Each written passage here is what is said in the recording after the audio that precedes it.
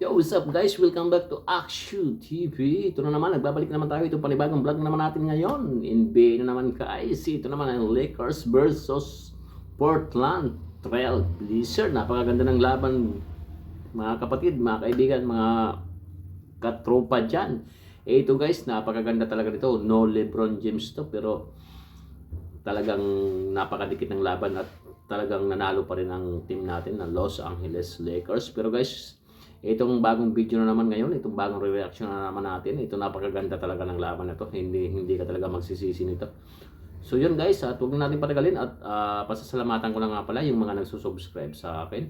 Saka yung mga nanonood natin dyan, kahit konti lang tayo, walang problema yan. Sana sa mga hindi pa nakasubscribe dyan, pakisubscribe naman itong channel ko, bilang tulong na lang nyo sa akin. So yun guys, maraming salamat guys. Huwag natin patagalin guys, papanoorin natin itong at bibigyan natin reaction. Thank you.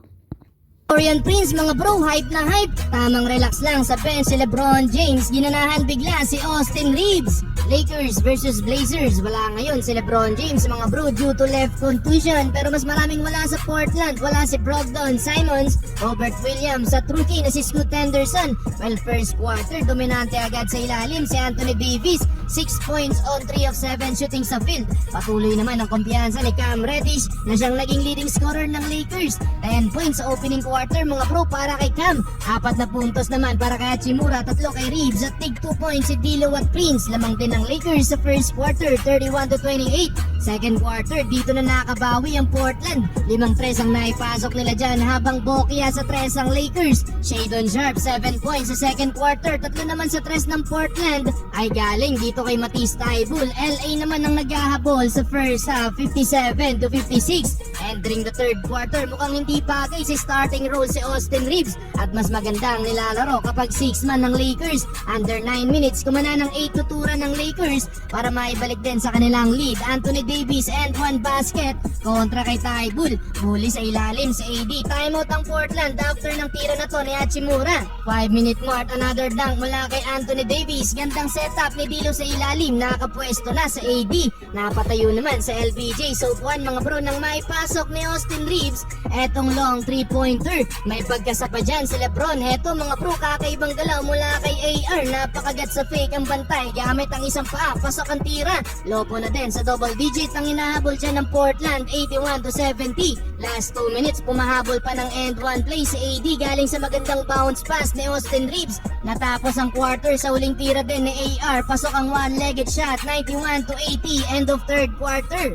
Well, fourth quarter, the game is not yet over mga bro. May pangginawa ang Portland. Dumali ng 12 nating run ng Blazers under 7 minutes kung saan baba na lang sa isang lead ng Lakers. Jeremy Grant pumapasok na din ng 3 points. Buti na lang mga bro, after ng timeout, nakabawi ng 4 nating run ng Lakers. Drive mula kay Cam Reddish at end 1 play ulit mula kay Anthony Davis. Balik sa 6 ang lead ng LA. Yun nga lang, may momentum na ang Portland at another timeout ang Lakers under 5 minutes. Last 3 minutes, crucial run para sa Lakers mga bro. Nagsimula yan sa tip shot ni Hachimura at magandang depensa mula kay Dorian Prince. Agaw ang bola, let way fast break points. Parang sinaniban na kung ano si Prince mga bro, hype na hype. Well, nakasagot ng 3 sa kabila si Jeremy Grant mga bro, pero hulog na ang opensa ng Lakers. Clutch pull-up jumper mula kay AD at layup mula kay Hachimura. Kaya naman dahil doon mga bro, panalo sa dulo ang Lakers. Final score 116-110. Nakapagdala ng 30 points si AD, 19 kay Hachimura,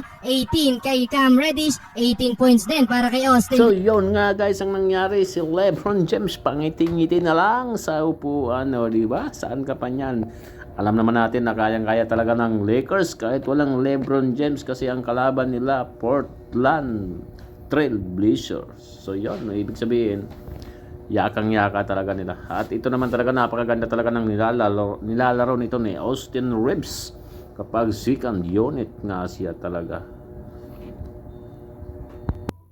O question talaga dito sa kay Reeves talaga kapag siya galing sa bench po siya. Pero pag starting si Reeves parang hindi ganun kaganda yung nilalaro nito eh. Mas maganda talaga galing sa bench si Austin Reeves. So yun nga nangyari guys, muntikan pa talaga, muntika pang Lakers natin, nakambak pa sana. Pero hindi naman kasi lumayo talaga hanggang 10 lang. Pero talagang si Jeremy Grant talaga ayaw talaga patalo talaga. So, ganun pa rin. Sa bandang dulo, nakuha pa rin ng Lakers ang panalo kahit walang LeBron James. Talagang, ito talaga, Anthony Davis talaga kapag walang injured talaga, maasahan talaga.